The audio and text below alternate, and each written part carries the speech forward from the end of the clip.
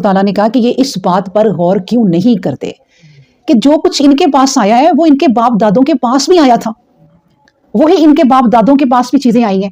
یعنی شروع سے دیکھا جائے تو اللہ تبارک و تعالیٰ نے جب یہ دنیا بنائی ساتھ ہی تبلیغ کا کام شروع کر دیا اور اپنے پیغمبر یعنی یکے بعد دیگر پہ در پہ آنے شروع ہو گئے اور کہا کہ اس بات پہ یہ غور کریں کہ کون سی قوم گزری ہے جن پر کوئی پیغمبر نہ آیا ہو. پیغمبر آیا تو یہ اس طرح کیوں نہیں غور کرتے کہ جو چیز ان کے پاس آئی ہے کوئی انوکھی نہیں ہے. مطلب یہ ہے کہ جو میرا پیغمبر آپ نبی کریم صلی اللہ علیہ وسلم آئے ہیں، یعنی دیکھیں آپ یہ بھی سوچیں کہ اللہ تبارک و تعالیٰ اپنے نبی کو جوابات دینے کی ترتیب دے رہا ہے، ان کی تربیت کر رہے ہیں کہ اے نبی ان سے یوں پوچھو نا. اب جس کو ساری چیزیں وہ اللہ سکھا رہا ہو، جس کی بیک پہ اللہ ہو کہ اے نبی یہ بات کر، اے نبی یہ بات کر، وہ نبی کیسے غلط بات کر سکتا ہے؟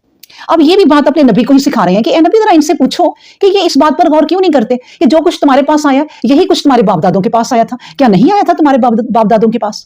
یہی آئی تھی. تمہارے قرآن میں جو آیتیں ہیں یہی پچھلی کتابوں میں تھی، یہی احکام پچھلے قوموں کو دیے گئے اور انہوں نے جب نہیں مانا تو پھر ان پہ عذاب آئے.